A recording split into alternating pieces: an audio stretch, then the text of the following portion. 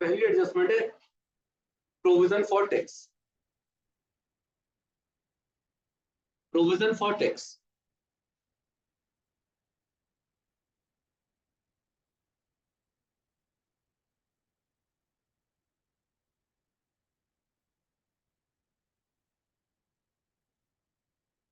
अच्छा ये बताओ, टैक्स दिया कौन सी चीज पर जाए? आपके असेट पर, आपके लायबिलिटी पर, आपके सेल पर, आपके खर्चों पर, आपके बाद जो लास्ट में प्रॉफिट आएगा उसके ऊपर हमारा टैक्स दिया कौन सी वैल्यू पर जाता होगा? लास्ट में जो प्रॉफिट आता होगा, जो आपकी इनकम बचती होगी आपके पास, उसको उस पर क्या लगता है? इनकम टैक्स लगता है। क्लियर यहाँ पर? और बच्चों ये बताओ कि इनकम टैक्स कौन सी तारीख को निकाला जाता है? आप अपना ट्रेडिंग अकाउंट, P&L अकाउंट कौन सी तारीख को बनाते हो?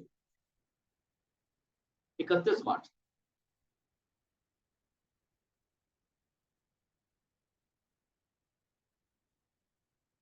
मान लो ये 1 अप्रैल 2021 है,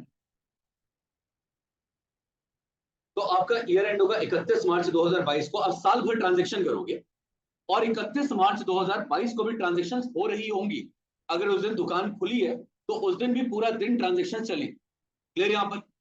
क्या ऐसा पॉसिबल है कि 31 मार्च 2022 को दुकान जब बंद हो, 7 बजे 8 बजे शाम को जब दुकान बंद हो, तो दुकान बंद करने के बाद आप साल भर के ट्रांजेक्शन के फाइनल अकाउंट उसी दिन के 12 बजे से पहले बना दो?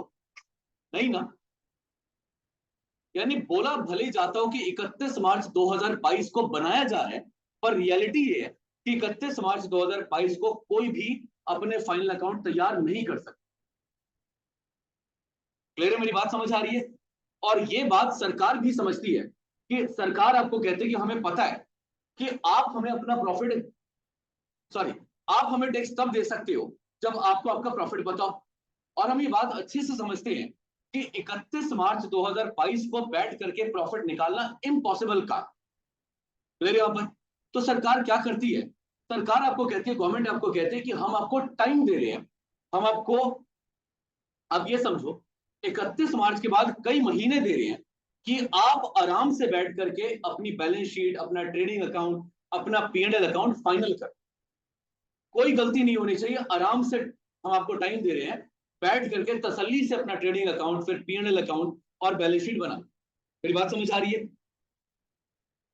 सरकार कितना टाइम देती है? तो अगर आप इंडिविजुअल हो यानी अकेले काम करते हो तो आपको मिलते हैं टोटल 4 महीने। कितने महीने? यानी आप 31 जुलाई तक फाइनल करके अपनी किताबें, अपने अकाउंट्स सरकार को टैक्स जमा कर सकते। क्लियर यहाँ पर? पर अगर आप पार्टनरशिप फर्म हो या आप कंपनी हो तो आपको सरकार बच्चे 6 महीने का टाइम देती है इस वाले प्रॉफिट को। इस वाले प्रॉफिट कब निकला होगा, किस तारीख का निकला होगा? 31 मार्च 2022 का। पर सरकार आपको 6 महीने दे रही है, 6 मंथ्स का टाइम दे रही है। और क्या कहती है? आराम से आके 30 सितंबर 2022 तक टैक्स हमें दे देना। मेरी बात क्लियर है या नहीं? हाँ तो मेरी बात क्लियर है या नहीं? कोई भी अपनी किताबें 31 मार्च वाले दिन फाइनल नहीं कर सकता। इसलिए सरकार भी बात समझती है और क्या बोल रही है कि अगर आप अकेले काम करते हो, सोल प्रोप्राइटर हो, तो 31 जुलाई तक हमारे पास आकर के टैक्स जमा कर देना। पर अगर आप कंपनी हो या पार्टनरशिप हो तो कितना टाइम हम आपको दे रहे हैं? 6 महीने आपको दे रहे हैं। आप अप्रैल से लेकर के यहां तक आराम से क्या कर लेना? अपना टैक्स फाइनल कर लेना। आ रही बात समझ? या कोई दिक्कत इसको लेकर? हाँ जी बच्चे, पक्का क्लियर है? अब आप मुझे ये बताओ ध्यान से, कौन से साल में आपका पैसा टैक्स के नाम का जाएगा सरकार के पास? कौन से ईयर में टैक्स का पैसा जाएगा? 1 अप्रैल 2021 से 31 मार्च 22 जो पूरा साल है, ये वाला ईयर, इसका टैक्स का पैसा सरकार को जाके जमा आप इसी साल में कर दोगे या इसका पैसा अगले साल में जाएगा? अगले साल में जाएगा। यानी अगर मैं बात करूं कैश के आउटफ्लो की, तो बच्चे कैश का आउटफ्लो कब होगा? बताओ ना। पिछले साल के टैक्स का आउटफ्लो कैश के तौर पर कब होगा? अगले साल होगा, नेक्स्ट ईयर में होगा। हाँ या ना? और अगर मैं इस ईयर की बात करूं तो इस ईयर का जब टैक्स निकाला जाएगा तो इसका टैक्स कब पे होगा? अगले साल पे होगा। आप बात समझ रहे हो या नहीं? मेरा सिंपल सवाल आपसे ये है कि अगर मैं कैश फ्लो स्टेटमेंट बना रहा हूं, क्या बना रहा हूं, तो पैसे का जाना कौन से वाले टैक्स का दिखाऊंगा? लास्ट ईयर का। अगर मैं इस साल में कैश फ्लो स्टेटमेंट बना रहा हूं तो कौन से पैसे का जाना दिखाऊंगा? लास्ट ईयर वाला या करंट ईयर वाले टैक्स का? लास्ट ईयर का। बताना करंट ईयर वाले टैक्स का आउटफ्लो कब होगा? वो अगले साल होगा। कब होगा? अगले साल होगा। तो लास्ट ईयर के टैक्स का जो अमाउंट आ रहा होगा टैक्स का, वो मैं कब पे करूंगा? इस साल पे करूंगा। मेरी बात समझ आ रही है? पक्का? समरी दे देता हूँ। हेलो।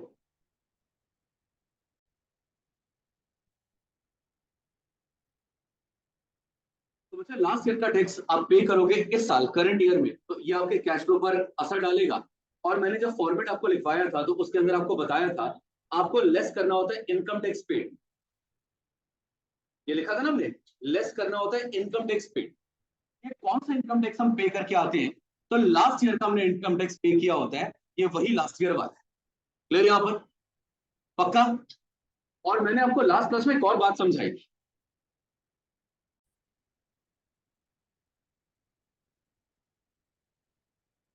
हाँ, तो मैं आपको ये बता रहा था कि जो लास्ट ईयर का टैक्स हमने पे कर दिया होता है, वो लास्ट ईयर का टैक्स जो, वो कहाँ आता है? इनकम टैक्स पेड के नाम से आएगा। कहां पर आएगा? क्लियर है? और एक बात मैंने लास्ट क्लास में, और सॉरी इससे पहले वाली क्लासेस में और समझाई थी कि जब हम अपना ट्रेडिंग और पीएनएल अकाउंट बना के पीएनएल अप्रोप्रिएशन बनाते हैं, तो बच्चे आप पीएनएल अप्रोप्रिएशन में सबसे पहले पैसा किसको देते हो? सरकार को टैक्स का पैसा अलग करते हैं। और जब टैक्स का पैसा अलग कर दिया जाता है तो सारा पैसा आपका अपना बचा, जिसमें से आप गुल्लक बनाते हो, शेयर होल्डर को पैसा देते हो, बाकी पैसा रोक के रख लेते हो। ये सारे के सारे पैसे आपके पास रहते हैं। यार यही था ना? देखो,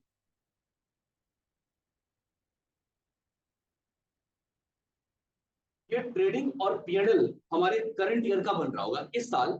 हम ट्रेडिंग और पीएनएल किस साल का बना रहे होंगे? करंट ईयर का बना रहे होंगे। हाँ या ना? हाँ या ना? यहाँ सारे के सारे खर्चे और यहाँ सारी की सारी सेल किस ईयर की आ रही होगी? करंट ईयर की। आपको पता है कि ट्रेडिंग और पीएनएल हमेशा कौन से खर्चे और कौन से इनकम को लेकर के बनेगा? Current year. आपने पढ़ा होगा एक्रूअल बेसिस पे बनता है। एक्रूअल का मतलब ये होता है कि जो भी खर्चा इस साल का होगा सिर्फ वही लेना है, और बाकी सारे खर्चे में क्या कर देने हैं? इग्नोर कर देने हैं। तो आपने 11th क्लास में फाइनल अकाउंट्स में एडजस्टमेंट किया होगा। प्रीपेड माइनस कर दो, आउटस्टैंडिंग प्लस कर दो। वो एक्रूअल बेसिस पे होता है, यानी सारे खर्चे कौन से ईयर के लेने होते हैं? इसी साल के लेने होते हैं। तो सुनो ध्यान से, ये वजह ग्रॉस प्रॉफिट आया होगा, ये सारे के सारे इस साल की इनकम इस साल के खर्चों को लेकर के आया होगा। फिर जब आपने नेट प्रॉफिट निकाला होगा तो भी इस साल की इनकम और इस साल के खर्चों को लेकर के आया होगा। क्लियर यहाँ पर? अब आप ये बताओ, ये जो प्रोविजन फॉर टैक्स है, जनरल रिजर्व है, और ये जो डिविडेंड है, ये इस साल का होगा या इससे पहले वाले ईयर्स का होगा? इसी साल का होगा। हाँ या ना? इसी साल का होगा। तो बच्चे ध्यान देना, जब आप अपने जीडीपी को ऐड कर रहे होगे तो जीडीपी में कौन सा प्रोविजन फॉर टैक्स आप ऐड कर रहे हो? इस साल वाला या लास्ट ईयर वाला? इस साल वाला। अगर मैं आपको ट्रेडिंग पीएनएल और पीएनएल अप्रोप्रिएशन इस साल का बना के दे रहा हूं, तो आप जब रिवर्स जाओगे तो किस साल के प्रॉफिट को ऐड कर रहे हो? यहाँ पर पर किस साल के प्रोविजन फॉर टैक्स को ऐड कर रहे हो? इसी साल की सारी फिगर को ऐड किया जा रहा है। क्लियर यहाँ पर? क्लियर यहाँ पर? तो एक बार दोबारा, पिछले साल वाला टैक्स हम क्या करने वाले हैं? करंट ईयर में पे करने वाले हैं। यानी सच में कौन से वाले टैक्स का असर मेरे कैश फ्लो के ऊपर पड़ेगा? पिछले साल वाले टैक्स का असर कैश फ्लो पर पड़ने वाला है। क्लियर यहां पर जो इस साल का टैक्स हमें गिवन होगा उसका काम क्या होगा, वो करेगा क्या? तो सिंपल, जब मैं जीडीपी ऐड कर रहा हूँ, यानी जनरल रिजर्व, डिविडेंड और प्रोविजन फॉर टैक्स ऐड करूंगा, तो इस साल वाला ऐड करके net profit before tax and extra ordinary item निकाल लिया जाएगा। क्लियर यहाँ पर? तो आप जब जीडीपी में ऐड करोगे तो कौन सा वाला टैक्स ऐड करने वाले हो? लास्ट ईयर का कि इस साल का? इस साल का। बात समझ आई? Current year. बात समझ आई? चलो क्वेश्चन। क्या? और हाँ बोले, बोलो। सर मैं एक चीज पूछ रही थी, बाकी सब लास्ट ईयर का होगा, सिर्फ provision for tax current year का होगा। मौलिक आवाज क्लियर नहीं आ रही, एक बार दोबारा बोलो। सर मैं पूछ रहा हूँ जो प्रोविजन फॉर टैक्स है वो करंट ईयर का होगा, तो बाकी सब प्रीवियस ईयर का होगा। वो मैं समझाता हूँ, 2 मिनट दो, वो मैं समझाता हूँ आपको। देखो, जो मौलिक ने क्वेश्चन पूछा है वो मैं आपको ना एग्जांपल से बता रहा हूँ। यहाँ लिखो बच्चे, पर्टिकुलर्स,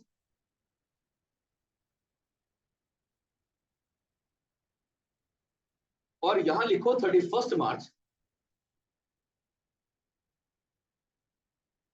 22, और आगे लिखो 31 मार्च 2023। पर्टिकुलर्स में लिखना प्रोविजन फॉर टैक्स,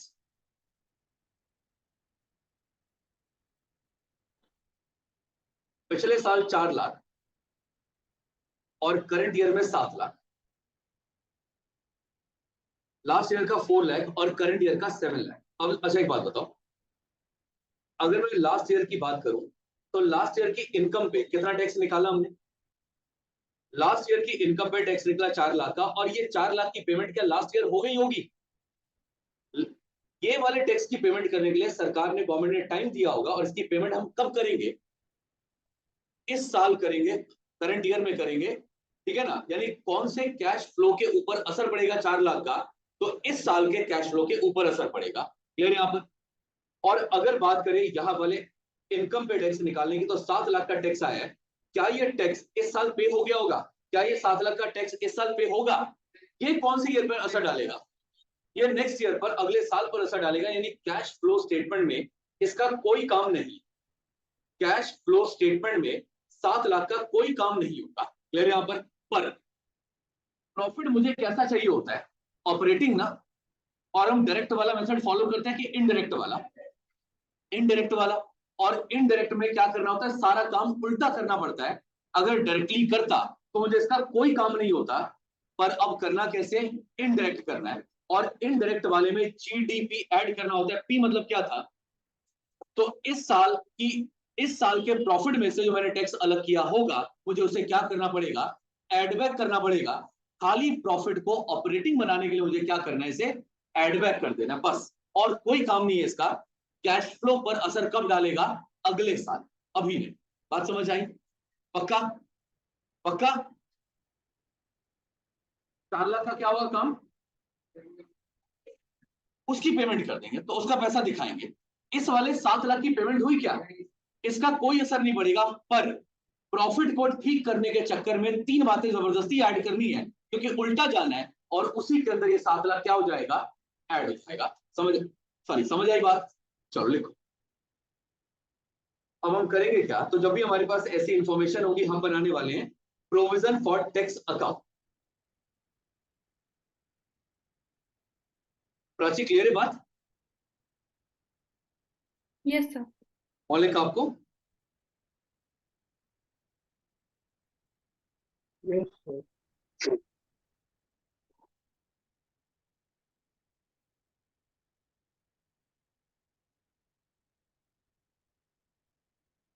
हाँ जी, डेट का कॉलम नहीं बनेगा, जर्नल फोलियो ये भी नहीं बनाना आपको सिंपल अकाउंट जब बनाना है तो आप लिखोगे पर्टिकुलर्स, रुपीस, पर्टिकुलर्स और रुपीस। बैलेंस शीट में जो फिगर आती है ना, उसको कहते हैं पिछले साल वाले को ओपनिंग, और इस साल वाले को क्या बोलेंगे? क्लोजिंग। क्या बोलेंगे? पहले वाले को ओपनिंग, और अभी वाले को क्या बोलेंगे? क्लोजिंग बोलेंगे। अच्छा मुझे एक बात बताओ, हाँ जी, आप सिंपल से एक बात बताओ, प्रोविजन फॉर टैक्स का पैसा आएगा या सरकार को देना है हमें? लाइबिलिटी है, और लाइबिलिटी की शुरुआत, लाइबिलिटी बैलेंस शीट में आता है। लाइबिलिटी, लाइबिलिटी की स्टार्टिंग कैसे होती है? डेबिट से या क्रेडिट से? वैसे अकाउंट्स में हमेशा डेबिट पहले आता है, क्रेडिट बाद में आता है, पर बैलेंस शीट उल्टी बनती है हमेशा। बैलेंस शीट में लाइबिलिटी में पहले क्या आता है? क्रेडिट, और बाद में क्या आता है? तो आप बताओ लाइबिलिटी का नेचर कैसा होता है? तो बच्चे आपको करना क्या, जरा समझो। आप ओपनिंग बैलेंस जब लिखोगे बैलेंस ब्रॉट डाउन के नाम से, तो शुरुआत कहां से करोगे? डेबिट से या क्रेडिट से? बस ये बात आपको पता होनी चाहिए। तो आप लिखोगे यहां by balance brought down 4 lakh रुपए, अभी इतना ही लिखना 4 लाख रुपए। क्लियर यहां पर? अच्छा ये बताओ सरकार को टैक्स हमने कितना दिया इस साल? सरकार टैक्स हमसे कितना मांगती है? 4 लाख। तो आप इसी साल ओपनिंग बैलेंस में से पेमेंट करने जाओगे सरकार को, बैंक लिखना टू बैंक अकाउंट, और आप इसकी पेमेंट कर दोगे तो ये खाता कम हो जाएगा। कम करने के लिए ऑपोजिट साइड पर आ रहा है 4 लाख रुपए आप पे करके आ जाओगे। क्लियर यहां पर? अब बात समझ आ रही है? सरकार को 4 लाख देना था, हमने वो लिखा हुआ था बैलेंस शीट में, और 6 महीने बाद जब फाइनल हो गया तो 6 महीने बाद 4 लाख दे करके आ गया। डन? पक्का? क्लियर? इसका हिसाब हो गया। फिर इस साल इनकम आया होगा, मतलब प्रॉफिट कमाया होगा, और प्रॉफिट में से बताओ जरा कितना टैक्स हमने अलग कर दिया? 7 लाख। यानी ये प्रोविजन फिर से बढ़ गया, और बढ़ गया तो इसी साइड पर आएगा। आप लिखोगे by statement of profit and loss. आपको पता है ना, कंपनी ना तो ट्रेडिंग अकाउंट बनाती है, ना पीएनएल अकाउंट बनाती है, ना पीएनएल एप्रोप्रिएशन बनाती है। कंपनी सबके बदले में क्या बनाती है? Statement of profit and loss. तो आप लिखोगे by statement of profit and loss, और इस साल 7 लाख रुपए अलग किए गए, वही बन जाएगा हमारा क्लोजिंग बैलेंस, यानी बैलेंस कैरेट डाउन। यही वाला बन जाएगा बैलेंस कैरेट डाउन, 7 लाख रुपए, 11 लाख रुपए टोटल।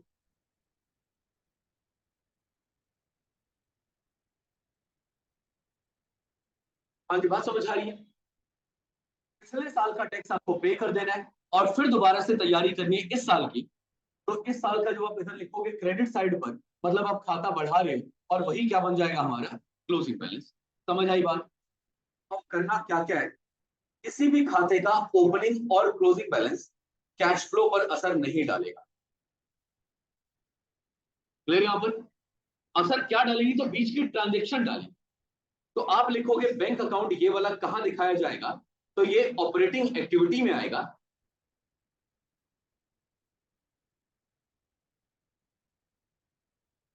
और आप बिल्कुल एंड में लेस करके लिख दोगे इनकम टैक्स पेड के नाम से।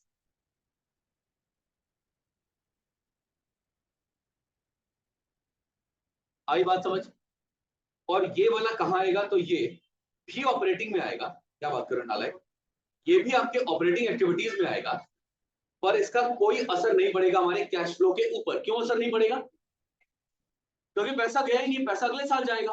पर फिर भी दिक्कत क्या है कि हम कौन सा मेथड फॉलो नहीं कर रहे? डायरेक्ट वाला। अब मजबूरी में इनडायरेक्ट में सारी फालतू बातें ऐड करनी होती है, तो ये भी फालतू बात है अभी के लिए। आप इसे भी ऐड करके चलोगे तो यहां लिख देता हूं, वर्किंग नोट में ऐड कर दिया जाएगा, added in working note as part of GDP.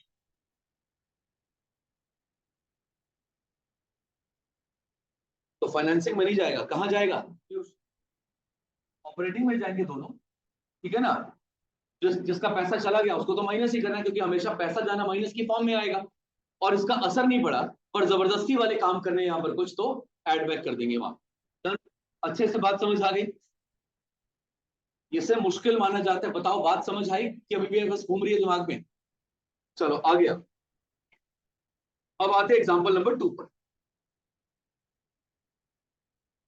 31 मार्च 2022 और 31 मार्च 2023। हाँ जी,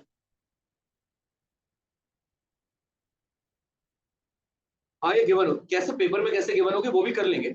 अभी खाली आप ये समझ लो कि अगर मैं जो ये लिख रहा हूँ ना, ये 31 मार्च 22, 31 मार्च 23, ये बच्चे पार्ट ऑफ बैलेंस शीट है। अब लिखना चाहो तो लिख लो, ये हमारा पार्ट ऑफ बैलेंस शीट है। तो मैंने बैलेंस शीट से बस एक आइटम उठा लिया, प्रोविजन फॉर टैक्स नाम का। यहां लिख दो 3.5 लाख, और आगे लिखो 4,20,000। ये बैलेंस शीट में होगा। और जहां बैलेंस शीट खत्म होगी उसके बाद आपके पास आएगी एडिशनल इंफॉर्मेशन। ठीक है? आपके पास एडिशनल इंफॉर्मेशन गिवन है यहां पर, tax paid during the year.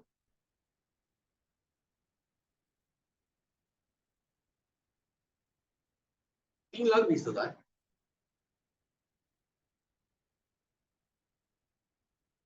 हाँ जी, बना लो प्रोविजन फॉर टैक्स दोबारा से।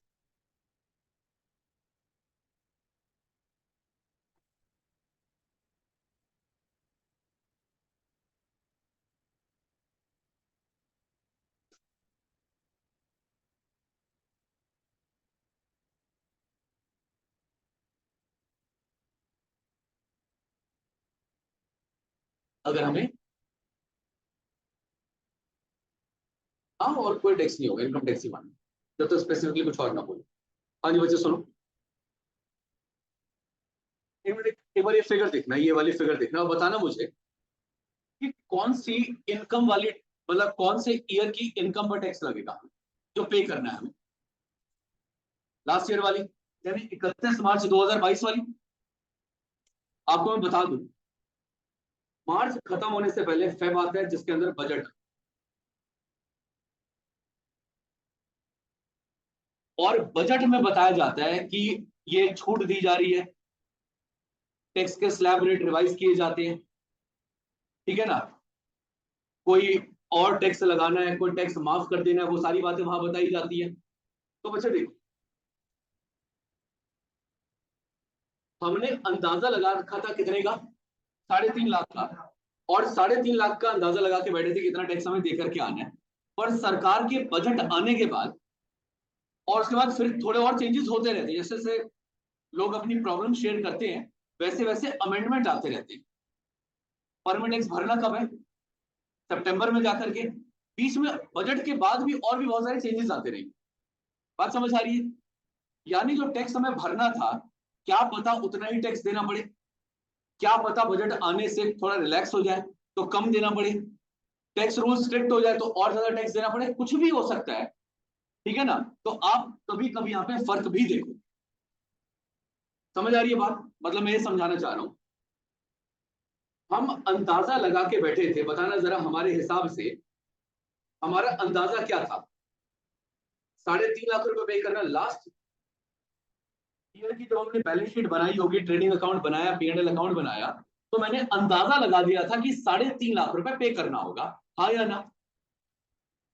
फिर उसके बाद बजट आया, बजट के बाद उसके बाद बहुत सारी चीजें और चेंज हुई।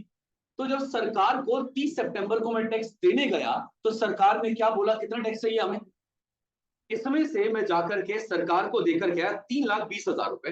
बात समझ आ रही है?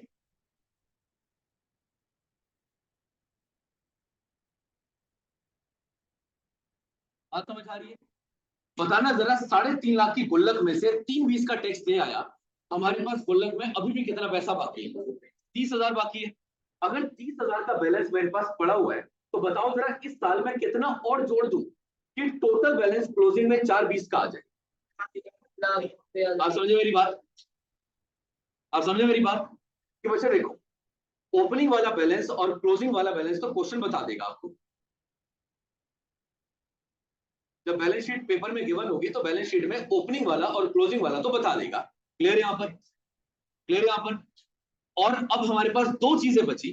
पहली इंफॉर्मेशन होगी, ये वाली की बात कर रहा हूं, पहली इंफॉर्मेशन होगी टैक्स का पे होना, क्या होना, और दूसरी इंफॉर्मेशन यहां पर क्या होगी,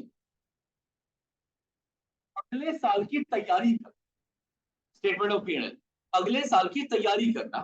तो बच्चे चार बातों में से तीन बातें ही गिवन होंगी, चौथी बात आपको खुद निकालनी होगी। यहाँ पर चार में से तीन बातें क्या दे रखी हैं, ओपनिंग गिवन है, क्लोजिंग गिवन है, और कितना पे करके आए वो गिवन है। तो बताओ जरा क्या निकाल लेंगे, इस साल कितनी और तैयारी करनी थी वो निकाल लेंगे। आप बताओ, गुल्लक में अगर 30 पड़ा हुआ है और टोटल 4,20 चाहिए तो इस साल के प्रॉफिट में से कितना अलग कर लें, 3,90,000। और इतना लॉजिकली नहीं भी जाना तो कोई टेंशन नहीं है, आप सबको जोड़ लो, बताना दोनों को जोड़ के क्या आते हैं।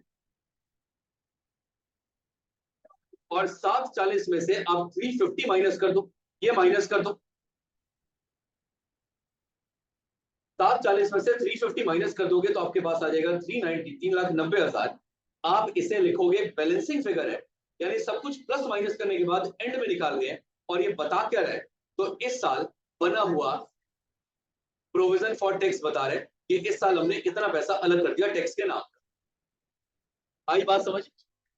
पक्का? पक्का? चलो अगली बार आते हैं, जल्दी से नोट करो इसको।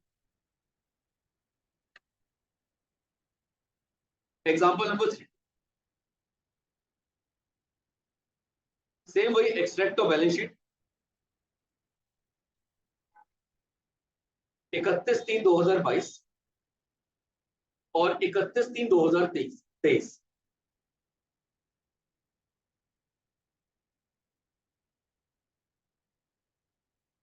प्रोविजन फॉर टैक्स है 2 लाख और 2,70,000। प्रोविजन फॉर टैक्स है 2 लाख और 2,70,000।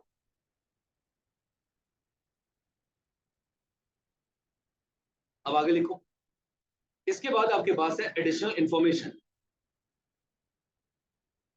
वो है tax paid during the year.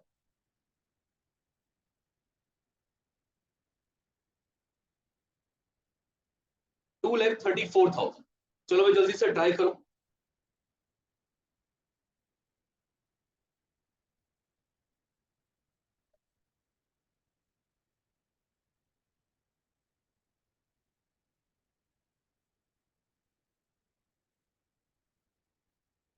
और प्रोविजन फॉर टैक्स असेट है कि लायबिलिटी है, और लायबिलिटी की शुरुआत किस साइड से होती है? क्रेडिट साइड से। अगर लायबिलिटी की स्टार्टिंग क्रेडिट साइड से होती है तो आप सबसे पहले बैलेंस ब्रॉट डाउन लिखोगे और बैलेंस शीट में देख के बताओ कि बैलेंस ब्रॉट डाउन यानी ओपनिंग बैलेंस क्या दिया? 2 लाख। आप क्लोजिंग में लिखी दो साथ में, बताओ क्लोजिंग बैलेंस क्या दे रखा है?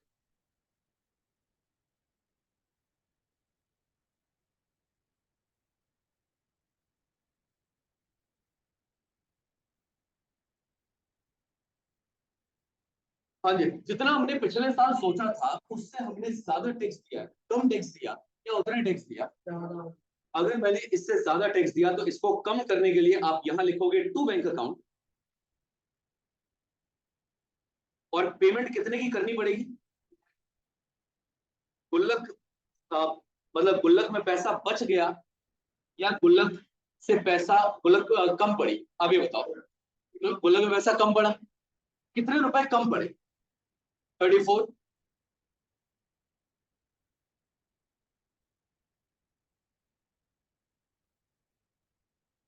कितना कम पड़ा? 34 कम पड़ा। यानी मुझे क्या करना पड़ेगा, इस 34,000 को कवर करने के लिए एक तो इसको इसके लिए गुल्लक में पैसा डालना होगा और साथ में अगले साल की तैयारी के लिए पैसा डालना होगा। तो आप जब यहां पर by statement of profit and loss निकालोगे बैलेंस शीट फिगर से, पेपर में पूरे लिखना प्रॉफिट एंड लॉस, तो बच्चे देखो 34,000 रुपए पिछले वाले कवर करने और साथ में 2,70,000 रुपए करंट के लिए भी बनाना है, इस साल के लिए अगले साल के लिए बनाना है। तो बताओ जरा टोटल कितना पैसा रिक्वायर्ड होगा स्टेटमेंट ऑफ P&L में? और अगर आप 3,04,000 ऐसे नहीं निकालना चाहते तो सिंपल इन दोनों को ऐड करो, कितना आ रहा है? 5,04,000। और 5,04,000 में से अगर आप 2 लाख माइनस कर दोगे तब भी आपके पास कितना आएगा? 3,04,000 आएगा। ये बैलेंसिंग फिगर से आप हर बार कर सकते हो, ये हमारे सोचने का काम थोड़ा कम कर देगा। तो यहाँ पर तो बात समझ गए, लॉजिकली भी देखा जाए तो 3,04,000 कहां से आया? 34,000 कम पड़ गया था पिछले साल का, एक तो वो कवर करना है और अगले साल के लिए कितना पैसा चाहिए? 2,70,000। तो टोटल इस बार कितने की तैयारी करनी पड़ जाएगी? 3,04,000 की। अब ये बताओ ये कहां आएगा? आपके कैश फ्लो में। ऑपरेटिंग के एंड में क्या कर देंगे? माइनस कर देंगे इनकम टैक्स पेड के नाम से, और इसका क्या करेंगे? ऐड कर देंगे वर्किंग नोट में, जीडीपी का पार्ट बनेगा। चलो last case, case number 4, example number 4। 31/3/2022 और 31/3/2023। हाँ जी। हाँ,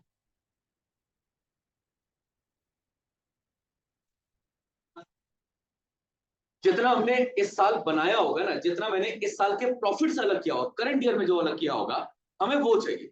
और करंट ईयर में मैंने अलग कितना किया? 3,04,000। तो ये पूरा आएगा।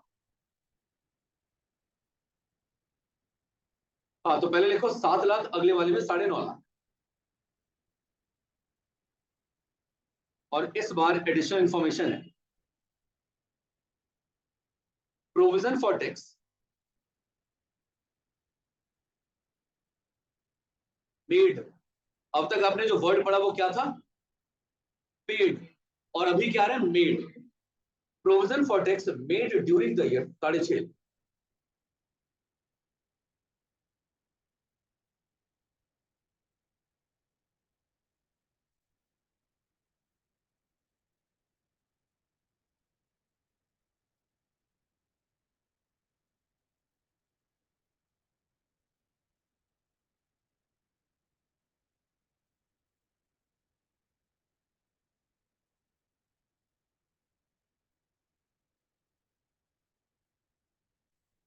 क्या? हाँ जी, जो जो इन्फॉर्मेशन गिवन है वो डालो। पहले बताओ 7 लाख कहाँ आएगा? जतिन आप बताओ 7 लाख कहाँ आएगा? बाय बैलेंस ब्रॉट डाउन के नाम से। और 9,50,000 कहाँ आएगा? Sorry, by balance carry down के नाम से 7 लाख आएगा। और 9.5 लाख कहाँ आएगा? ओहो। और बैलेंस कैरी डाउन आएगा यहाँ पर 9.5 लाख। अब मेड का मतलब होता है इस साल कितना प्रोविजन बनाया गया। बताना बनाने वाला प्रोविजन टू साइड पर आता है कि बाय साइड पर आता है? जो इस साल बनाओगे वो किस साइड पर आएगा? बाय साइड पर। तो आपको चार में से तीन बातें गिवन होती है, इस बार क्या गिवन है? By statement of profit and loss. इस बार ये गिवन है। कितना आ रहा है? अब ये बताओ बैलेंसिंग फिगर से क्या निकाल लोगे? कि कितना टैक्स हमने पे किया, उसके लिए हमें करना पड़ेगा इन दोनों का एडिशन 13.5। और 13.5 में से 9.5 माइनस कर देना। 4 लाख रुपए का अमाउंट यहां आ जाएगा।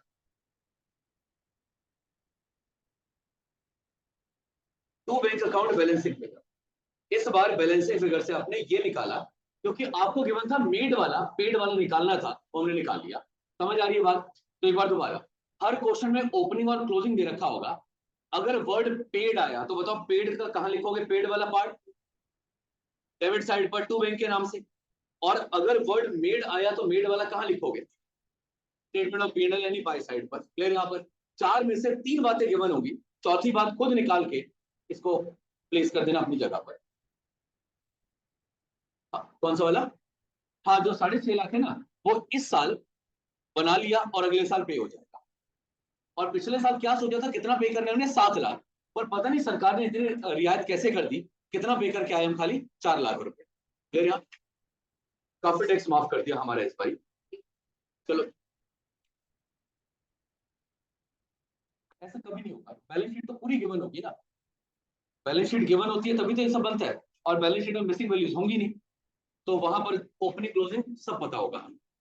हाँ जी, क्लियर है? यहाँ पर एक बार जल्दी से रिवाइज कर लो। देखो यहाँ पर शांत हो जाओ, ठीक है? इस हालत में नहीं बोलनी। एग्जाम्पल नंबर 1 में कोई इंफॉर्मेशन नहीं है तो क्या मानोगे?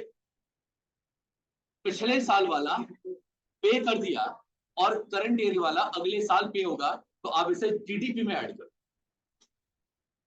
पिछले साल वाला पे कर दिया और करंट ईयर वाला अगले साल पे होगा तो जीडीपी में ऐड हो जाएगा। क्लियर? यहाँ पर अगर वर्ड पेड आ जाए तो बताओ पेड वाले में क्या गिवन होगा? बैंक वाला, टू साइड वाला। और क्या निकल जाएगा? स्टेटमेंट ऑफ पीएनएल वाला। और अगर मेड की बात करें तो मेड वाले में क्या गिवन होगा? स्टेटमेंट ऑफ पीएनएल गिवन होगा, क्या निकल जाएगा? बैंक वाला पार्ट निकल जाएगा। पक्का क्लियर है? क्वेश्चन नंबर 44 करना है आज। चलो जल्दी निकालो।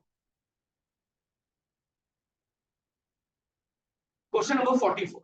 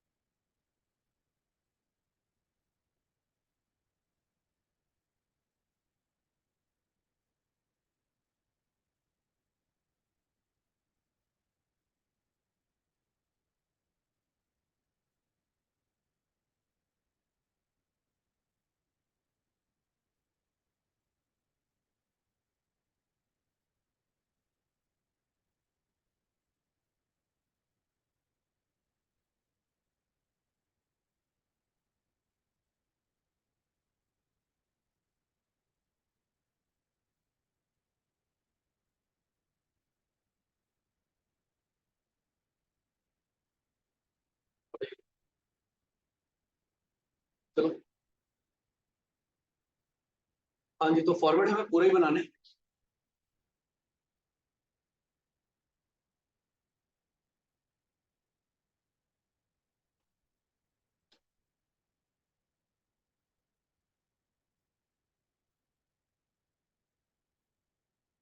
चलो सबसे पहले बोलो क्या आएगा, ए वाले पार्ट में क्या लिखोगे? Cash flow from operating activity.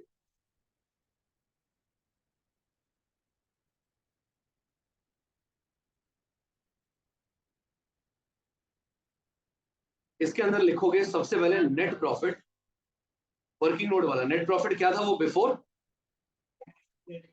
Before tax and extra ordinary items.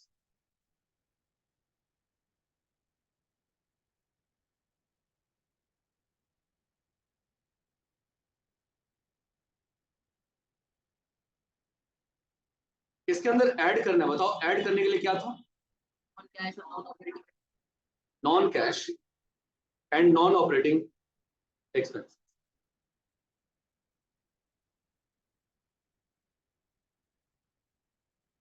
हाँ जी, तो ज्यादा इंफॉर्मेशन नहीं है हमारे पास, 4 लाइनें बहुत है।